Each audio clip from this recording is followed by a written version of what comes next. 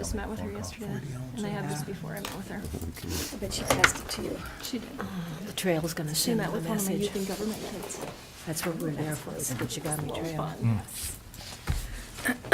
Awesome. A lot of exciting things happening with that, wow. Good. Mountain biking in particular, across from Split Rock. I'd like to call the Cook County Board of Commissioners regular meeting to order. Let's rise for the Pledge of Allegiance. I pledge allegiance to the flag of the United States of America and to the republic for which it stands, one nation, under God, indivisible, with liberty and justice for all. Okay, it looks like we have an adjustment to the agenda. Thank you, Madam Chair. We actually have two adjustments to the agenda. We've got two internal postings that we had been running that we have finalized the selection process. So I'd like to add the jail administrator position and the financial assistant supervisor position under the administrator. Great. Any other adjustments to the agenda? Do I hear a motion to approve the agenda? So moved. Thank you. Support. Thank you. All those in favor, say aye. Aye. Thank you. Okay. Okay, it looks like we have folks here for public comment. And 1, 2, 3. Does everybody want to speak for public comment today? How many want to? I should ask that. Arvis, you do? Okay, thank you. At this time, the public is welcome to address the county board on any matter of county concern. When invited to speak, please state your name, address, and the topic you are addressing. Members of the public may speak respectfully for up to 5 minutes. The public comment period is limited to a total of 30 minutes. Issues shall not be debated during the public comment period. At the board's discretion, the board may agree to schedule matters addressed during the public comment period on the current board agenda or on a future board agenda. All discussions will be civil in nature and must be directed at the board, not at other members of the public. So welcome and thank you. And Arvis, would you like to come forward and make your comment?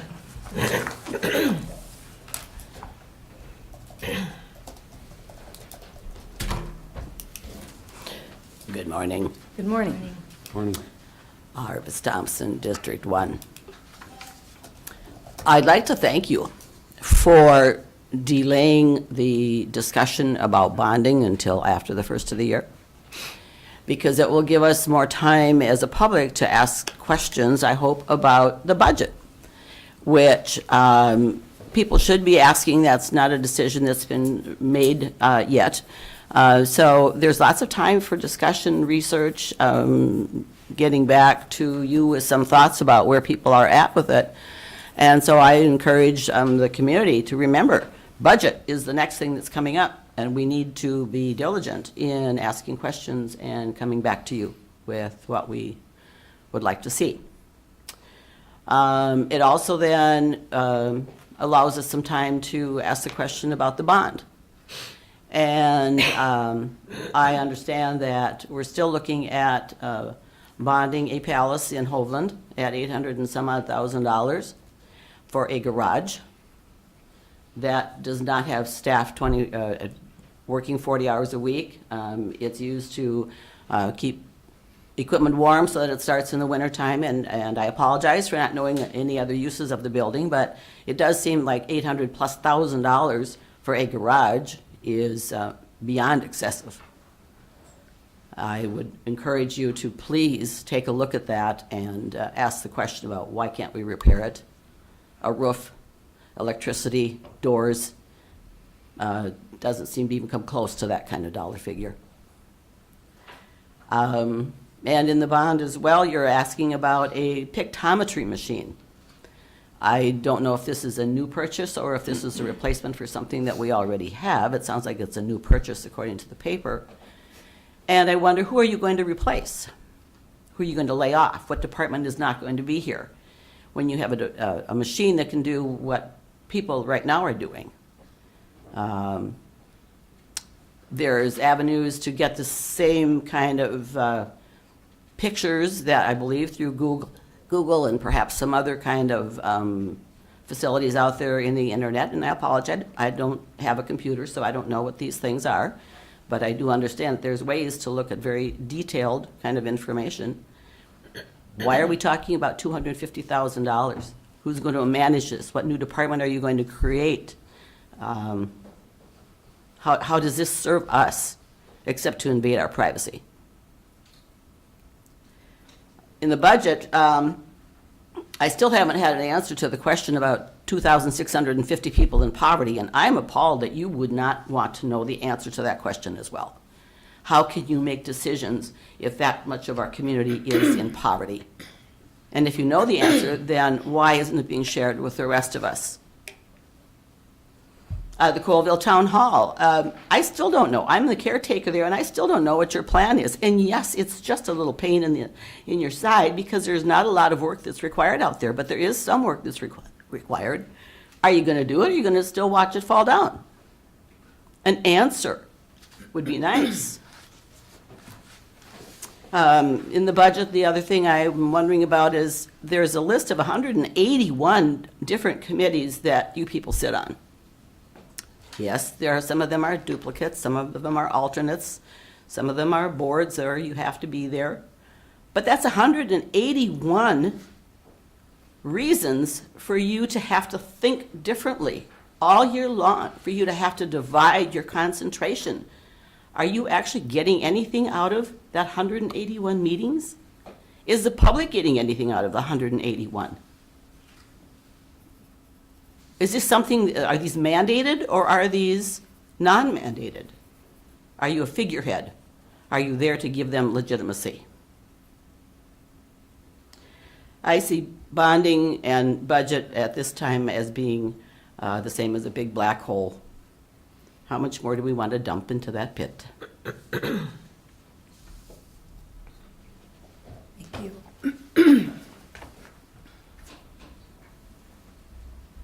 Is there anyone else who would like to speak to public comment? If not, we'll move on with our regular agenda. Okay? Consent agenda. Is there anything that anyone would like to pull from the consent agenda? Hearing none, do I hear a motion to approve the consent agenda? So moved. Thank you. Support. Thank you. All those in favor say aye. Aye. Great, thank you. Okay. And Todd is not here yet. Elena's not here yet. I bet they'll be here shortly. Jeff's here. Jeff's here. Yeah, does he want to start with his administrative report? Madam Chair, if I could, I'll start with the two That sounds great. position Yeah, great. decisions that we have. You know that when we appointed Allison McIntyre to Director of Health and Human Services, that we created a vacancy, and you approved the posting of that vacancy internally for the financial assistance supervisor. And they are asking, they had 3 internal candidates, they held internal interviews, and they are recommending Allison Plummer become the next financial assistance supervisor. And that then we also believe we have internal interest in the eligibility specialist that she'll be vacating. So I'm asking for 2 things: to approve the hiring of Allison Plummer as financial assistance supervisor, and to approve the posting, the internal posting for the eligibility specialist. Great, thank you. So we'll start, Commissioner Deschamps, any questions or comments? Thank you. Commissioner Bershine? No, sounds good. Commissioner Dukirk? No questions, okay. Commissioner Storley? I think it's great to be able to go within the department and promote people when it's agreed upon, and move people up, and the in-house position hopefully will also be successful.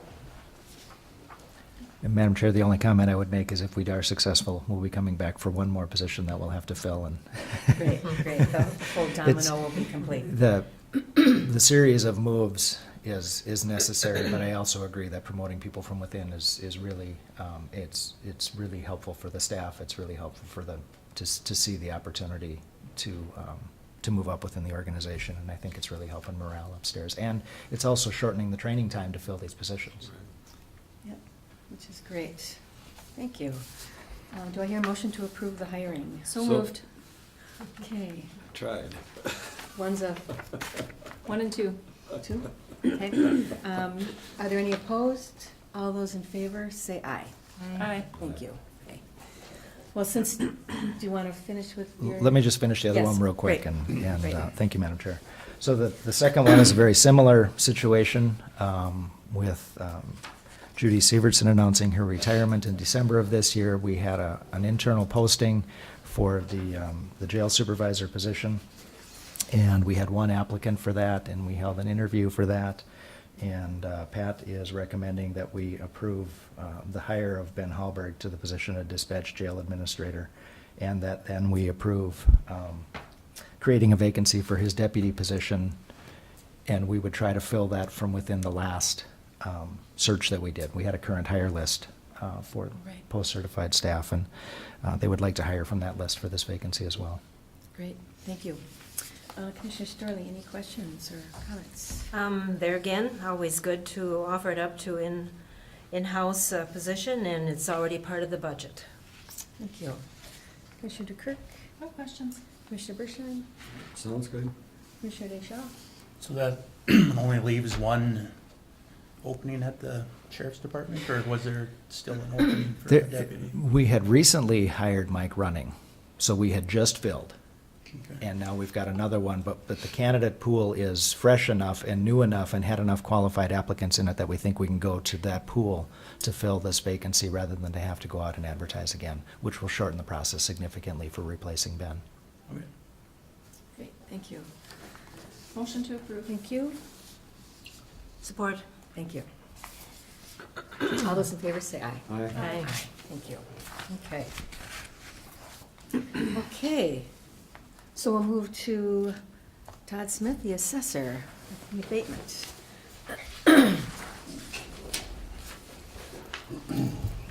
Good morning. Morning. Morning.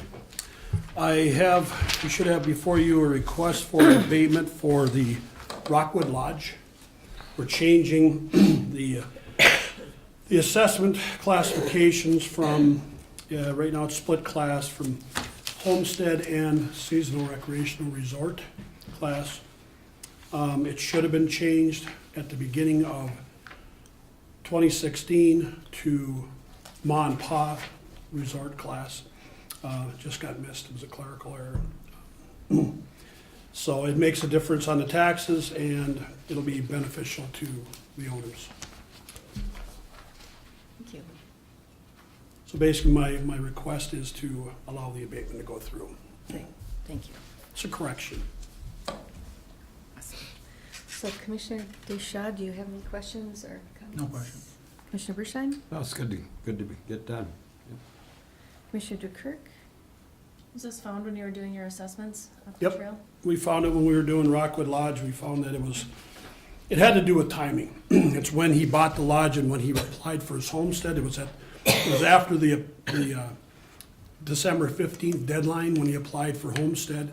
So for whatever reason, my predecessor missed it to change it for the pay 17 to Ma and Pa class, so it got switched to seasonal rec class, which is a higher tax rate. And we caught it during our review period. We're making the change now, so there'll be abatement for pay 17 taxes, and going forward, he qualifies for the Ma and Pa classification. So this is why it's important that we get this done at least every 5 years. Yep. It's not a way for us to increase taxes necessarily. Actually, in So- a case like this, the taxes are being reduced by $4,000. But they're happy. Was happy. Yeah, great. Thank you. Thank you for catching that. Commissioner Storley? Right, thank you for doing that. Shortly, could you give a definition, what's a I always think about Ma and Pa kettle. Ma and Pa resort equals, Ma and Pa classification in Minnesota is a resort that they live at. To qualify for resort classification in Minnesota, you have to abut public waters, you have to live there, and you have to offer recreational activities. So that's the classification. It's the best the most beneficial classification for a resort to have, because the tax rate, the classification rate is the lowest. It's actually even lower than homestead. So it allows and keeps the taxes relatively low, although their valuations tend to be fairly high, but it keeps the valuation classification low. So that it becomes more affordable. It's really the best. Most of our resorts up the trail especially have that class. Not all of them, but most of them do.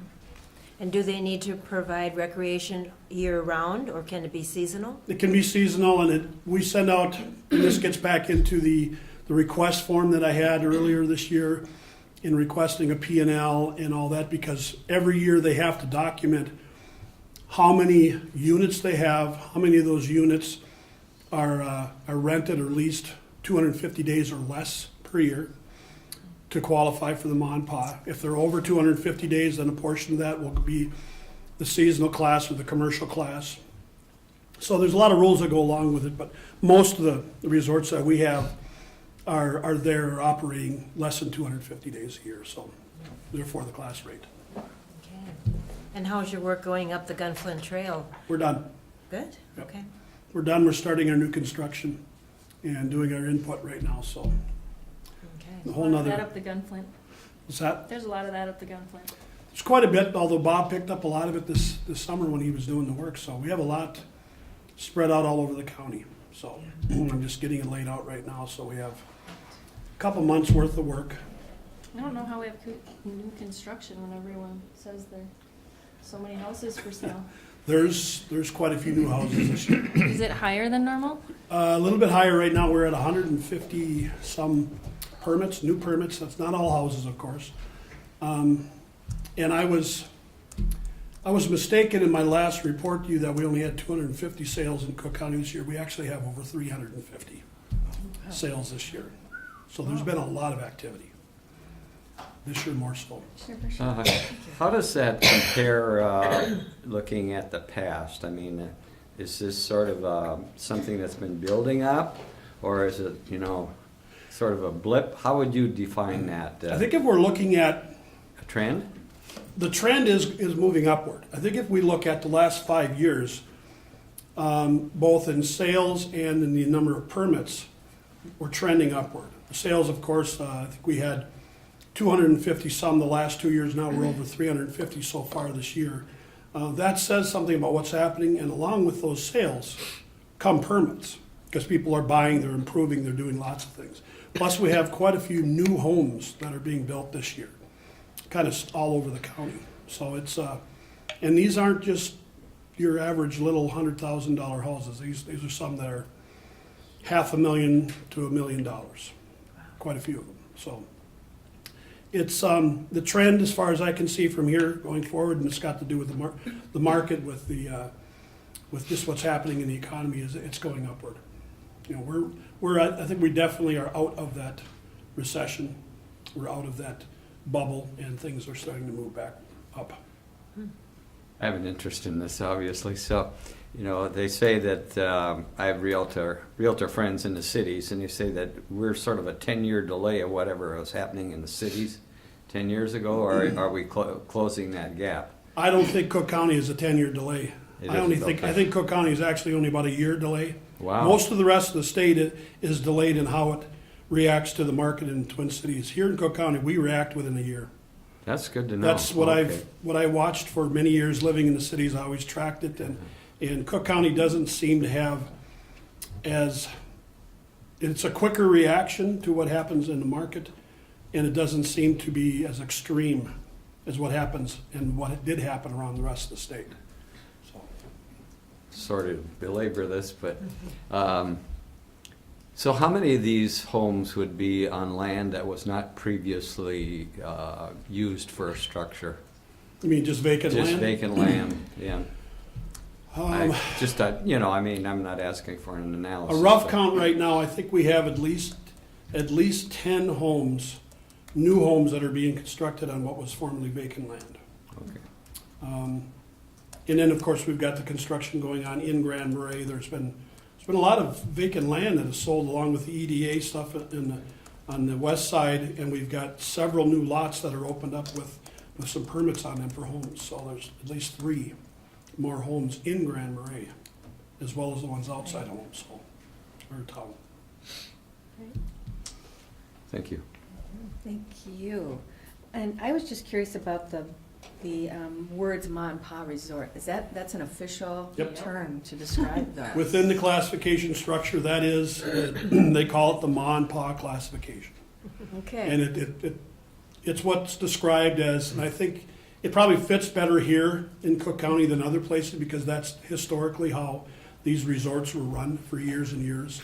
They were run by family operations, and the whole idea of that classification is to keep them from being overtaxed. And they do add a lot of economic structure to the county, so. great, thank you. Motion to approve. Thank you. Support. Okay, thank you. All those in favor say aye. Aye. Thank you. Thank you, Todd. All right. Good morning, Elena. Wherever Yeah, you're yeah. comfortable. No, we want you to. She's the boss. I'm just here, the county is awarded with the SWCD Natural Resource Block Grant from the Board of Water and Soil Resources. The SWCD is the authorized representative, but because most of the funds go to the county needs to be responsible for signing it, the grant agreement. So that's all I'm here for, is just to let you know it's kind of been a switch in the past. The SWCD's always signed off on the resource, on this, the NRBG, it's called, grant agreement, because we manage all the funds, like all the reporting and everything. Funds are distributed to the Land Services Department for shoreland, septic systems, and Wetland Conservation Act. And then funds are distributed to the SWCD for local water management planning and some for Wetland Conservation Act work. And then the county receives the SSTS upgrade grant that is awarded to help low-income folks with upgrading their septic system. It's a biannual grant, so this is the 2018-2019 grant agreement, and the total grant awarded is $108,557. So this will be biannual. That will just ask for the county commissioner chair to sign the grant agreement. So that is why I'm here explaining it to you, because this is new. Thank you. So questions, comments? Commissioner Storley? No questions. I think it's great that we can work together on this and have this flow in through, so it's for the 1 year, 18 and 19? Yeah, well, it's a biannual, so it's Biannual, 2018-2019. Yep. 2, okay. So that's the Yeah. total grant awarded, and then it's split, not evenly, but between the 2 years. Okay, So, all right, thank you. Thank you. Commissioner Dukirk? No questions. Commissioner Bersheim? Commissioner Duchelle? No. Okay. Okay, so you did, Elena, speak to where the funds are going. Yep. Use of funds. And the source of funds, it It's- comes from? through the Board of Water and Soil Resources. So Okay, it's which is the, Bowser yes. Board, I was wondering, Board of Water and Soil and Resources. Soil Yeah. Resources, yes. Okay, and they're a state. Yes, state agency. Okay. Great, thank you. Yep. Do I hear a motion to approve? So moved. Thank you. Support. Thank you. All those in favor say aye. Aye. Aye. Thanks. Okay.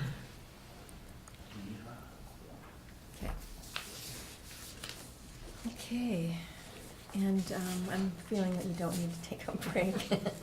So, Jeff, we can move right into your administrative report. Thank you, Madam Chair. I actually just got an email, and I'm going to share it with you. It's just a really brief piece of house cleaning. We approved the contracts for services that we had with MnDOT for cleaning a section of our road at our last meeting. And while they were sorting through the documents, they realized that I signed them and not an engineer, and that we don't necessarily have designated me to sign those on behalf of Okay. the group. They caught this because they made an error and they put the wrong program number on this. So when they were filing, it went in the wrong file, and they realized there was an error. And then they also said do you have specific permission to sign this on behalf of your county? So if it's appropriate, they've sent the same things with the same numbers. They need signatures on the new ones that actually have the new contract language, and they're asking for a motion from the board designating authority to sign these contracts to the county administrator. Okay. We can, Commissioner Deschamps, do you have any questions? Commissioner Bershon, Commissioner Burkert, Commissioner Starley? Okay, do I hear a motion to? So move. Thank you. Support. Thank you. All those in favor, say aye. Aye. All right. Thank you. And then two pieces of continuing business, and then I'll take questions if you have them. We held interviews last week in response to reviewing the RFPs for a jail study. And there are two components to the jail study, and the first was to study the jail population and the needs and the sizing and what's appropriate and what we see today and in the future to anticipate needs. And the second portion of that then is to make a recommendation on facility responses that would be appropriate to those needs. And we had 5 companies submit RFPs, and we narrowed it down to 3 companies who met the conditions to 4 companies who met the conditions of the RFP. Then we opened the bids, and we eliminated one of them based on their price, and we negotiated with 3 of them to come up and interview. During that process, 1 withdrew. So we finally interviewed 2 companies, and the committee is to provide summary response to myself and Pat by the end of this week, and then we would hope to have a recommendation to you next week to approve. And I think we had a good process, and I think we had a good conversation, and both groups have done projects for people in our peers, and Commissioner Bershon, if you wanted to add anything to that? No, I think one of the things that became apparent in this process, I guess I could comment on this, is that we have to look at this in a broader context. You know, we started looking at jails and thinking about that, and then a lot of counties have said, well, maybe we should look at, having a different facility. And so everything has a domino effect, and then you look at, at least from my experience, look at long term. If you plan carefully for the future, but you have to get a good idea what that future is, and staffing and issues with security. So I think we opened that up a little bit more to looking at how does this fit in our whole staffing structure and department structure, because we have other needs.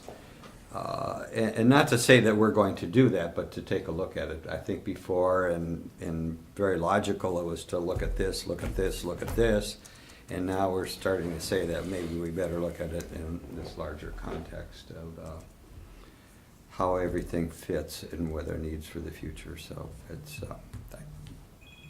I know I've checked with another county commissioner that I respect, Dick Brenner, and they've gone through quite a bit of this in Carleton County, and I know you met him too, Bobby, and I had a good conversation with him the other day, and I think that we're going through a good process, and Jeff has done well with it. Thank you, Jeff, for the work that you're doing on it.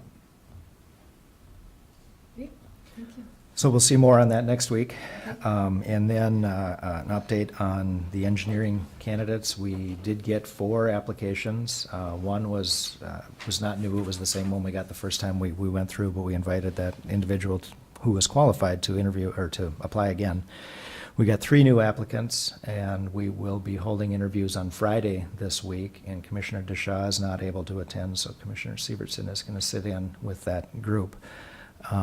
And I'll get the questions out today. If we decide we kind of want to revise them a little bit, we should do so before Friday. We will be interviewing someone for the second time, so it's possible, or maybe we just change our follow-up questions related to that. So anyway, we should have more information on that next week as well. Great. Fantastic. So lots going on in the overall staffing issue, and Yeah, a lot of moving Yeah, pieces, lot of moving and pieces, it yeah. feels like pieces are settling into the right places right now. So I really feel like we're gonna start off 2018 in a much more steady fashion as far as Yeah. the staff goes. That's good. Great. So, anything else? That's a lot. You said a lot. There's a lot of stuff. Truth and Okay. Taxation meeting will be Yes. November 27th here at 6:00 PM. Oh, yeah. Great. That's a Monday, right? That is a Monday. Yep. Yep. Okay. Great, so a lot to accomplish in the next Mhm. 3 weeks. Okay. Commissioner concerns, are there any commissioner concerns or meetings to note? Commissioner Deshaw, you look like you have one. Yeah, I was wondering if we got anything back from Brian on looking at the Colville Town Hall. I haven't gotten anything specific related to that, but our plan was to incorporate any of those expenses would be something we could put on the list for bonding so that we could actually be able to address next year. I do have Arvis Thompson's list for the town hall, and I'll review it with Brian before we come with a final number, but since we've moved the bonding list out to January after we finish with the budget, it's out there, it's on that number. It's a part of that number. I'd just like to make sure that she knows that we are looking at Yep. it. Yep. And not, keeping her in the dark on it. I fully intend that at the committee of the whole next week, we'll be talking about budget and cleaning up some of the details that we need to related to budget, and that the December committee of the whole meeting will be picking up issues related to the bonding, because then in January, early or late in January, we'll probably be having a resolution to authorize bonding not to exceed a certain limit with an issuance in April. So from a planning standpoint, I think that's what we can look forward to in November and December. And I appreciate Arvis's comment about taking care of the budget and doing the bonding. This was the recommendation from Chris and Bruce, is if you don't need the money now, why are we doing it now? And that's why we're looking at January to April instead of November to January. And then we also have on the 28th, at 5 to 8 in Grand Portage, the County Road 17 Mhm. meeting with the community there. Yep, MSA Architects and Consulting will be hosting a public forum in cooperation, November what? November 28th, the 28th. Tuesday night, from 5 to 8 PM. 5 to 8. 5 to 8, and it's That'll be up at our log. at the log cabin. Log building. Log? Okay. Is there only one log building? Well, there's the school and the, school and the gym, so. Have a 50-50 chance of hitting the right one. Wherever If all you're the sitting cars in a are. room by yourself, you're in the wrong one. I was over all the people are. Over down to the lake. Okay. It'll be the same building for those who were there that we had the sovereignty meeting in. Yeah. Okay. And County Road 17. Yes. So similar in. Like we did with the 45 Yeah, one. Mhm. great, Yeah. yep. Great, thank you. Other concerns, reports? I'll go. Yeah. sure. While we're talking about buildings,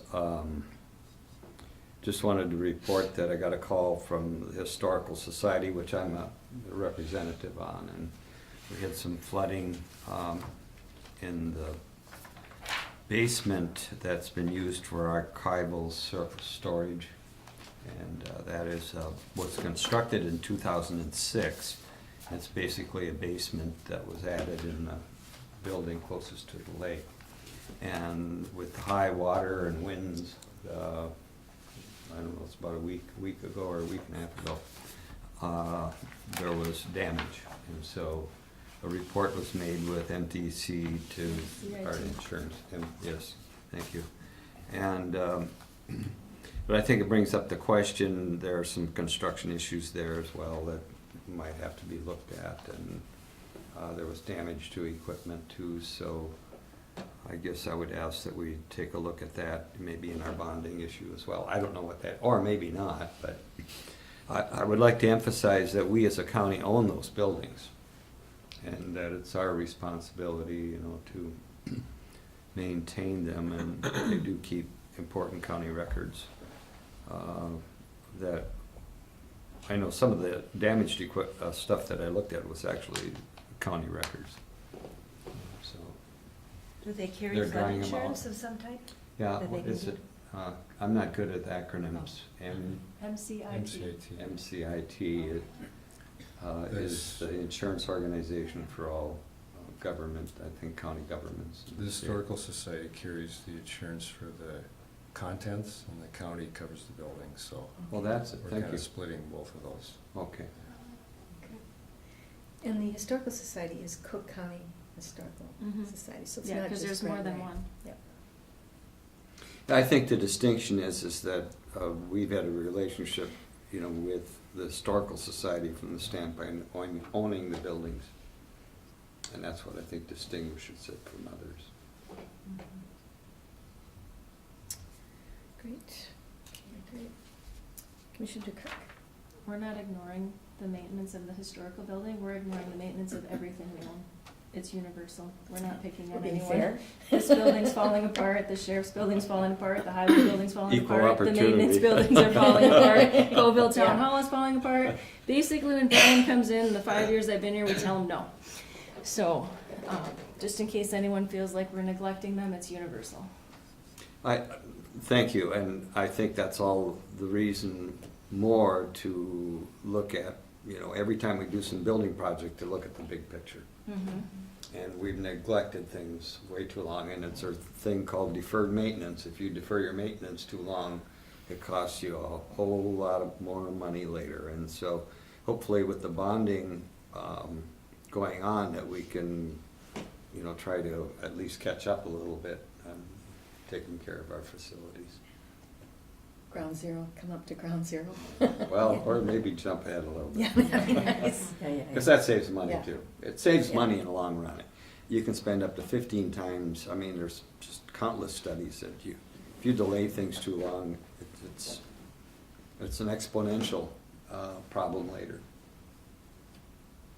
Great. Anybody else have a? I just wanted to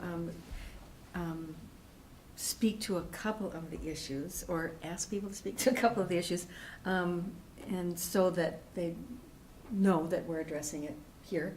The pictometry machine that people have been speaking of and was written about in the newspaper. Could somebody who knows a lot about that software speak to that issue? Thank you. It's not a machine. It's not a machine. Thank you, Madam Chair, and I was going to make sure that you actually get a chance to talk to somebody who knows a lot about that before you go speak on the radio. But for now, what I will say Yes. is we're not buying a machine, we're buying updated imagery.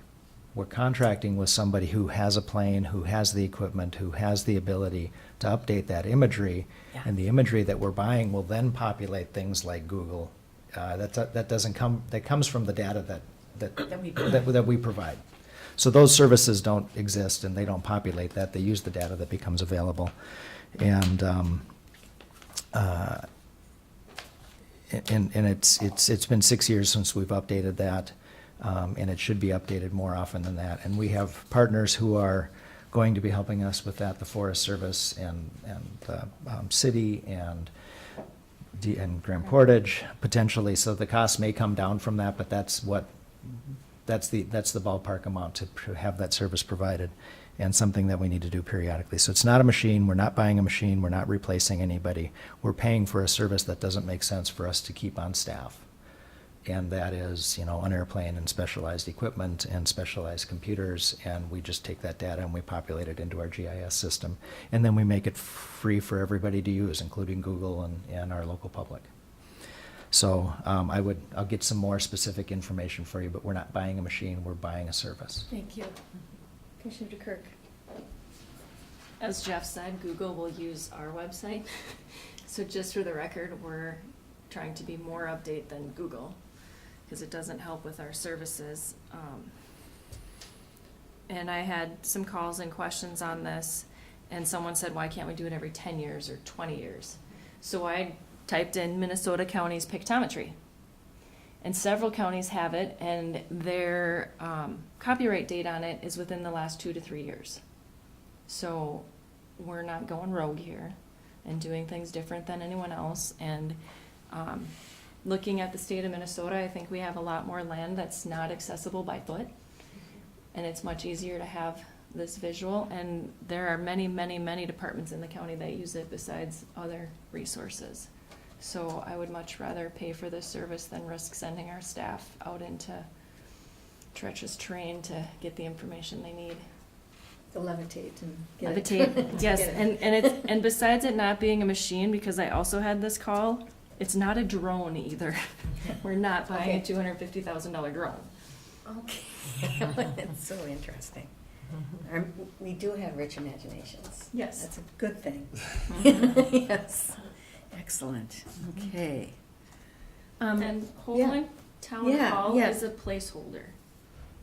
The I mean, whole, we've talked The about. Hovland Garage. Hovland Garage is Garage, what- yeah. And, Not and, townhouse. Yeah. and another, thank you, Commissioner and Madam Chair, that we had conversations at the Highway Advisory Group, and we don't know that $845,000 is the right number either, but it's a placeholder to get us there.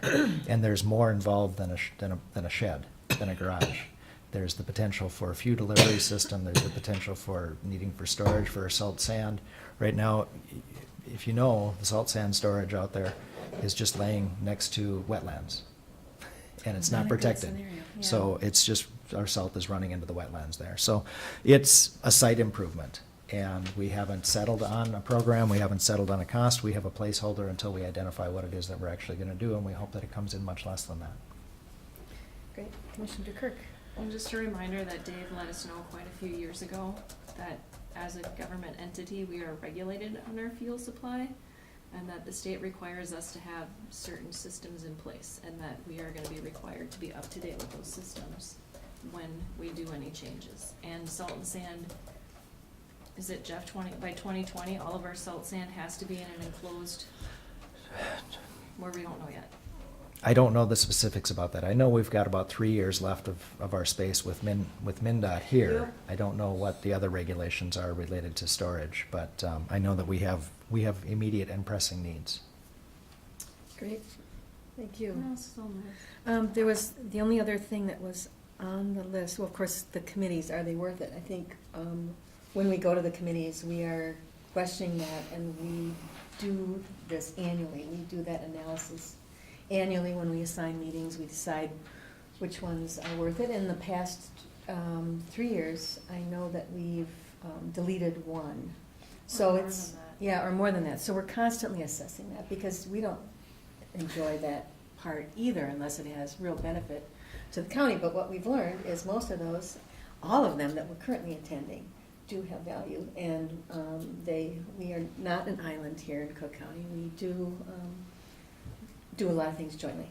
Commissioner DeKirk. What I noticed when I came in with the different committees that I sit on is that as the commissioner that's at each one, I'm able to connect different committees that can share needs, so it's less expensive.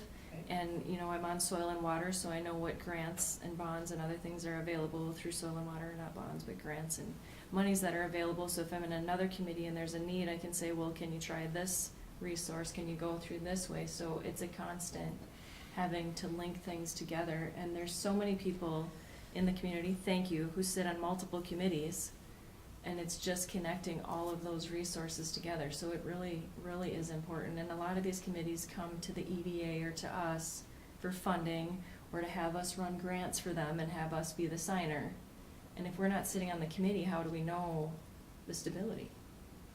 So, I think that goes, you know, for our statewide meetings that we go to a couple times a year, most definitely, and the national one that I attended, because there's a lot of stuff and pieces out there, but when you go to these, you start putting it together and saying, you know, I know this county is doing this, and why don't you talk to somebody in that county, because it's, you know, it's worked over there, and so there's just a lot of collaboration that goes on, may not be specifically always announced here, but I think they're all, unless we eliminate something that we personally feel is not worthwhile, it all works out and all works together.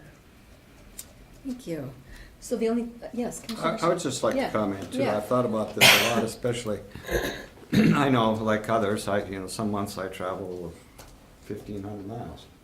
And you spend a lot of time, driving and an hour or 2 or 3 hours in the meeting, and, it's not good use of our time. But as I reflect on it, it's been almost a year now,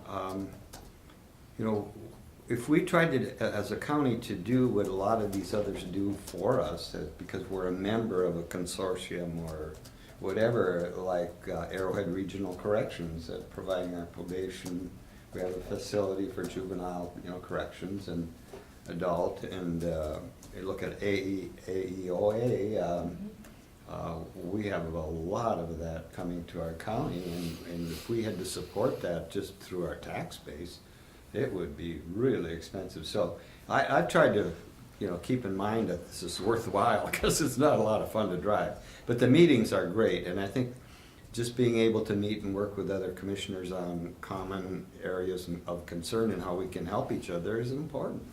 And it saves a ton of money. I mean, so I think the public should know that this is a good way to operate in a remote area. I think we benefit far more than we give. We really get a lot from St. Louis County.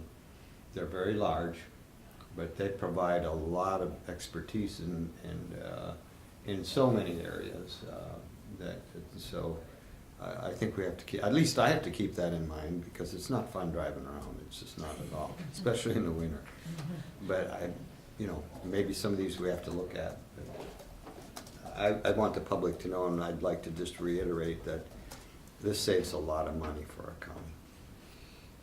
Thank you. And brings a lot of money into the county. So And brings it in, which saves, Yep. yeah. So the only other issue we haven't addressed that was on that list was the poverty number.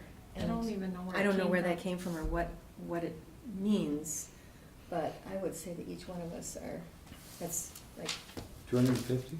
2,650.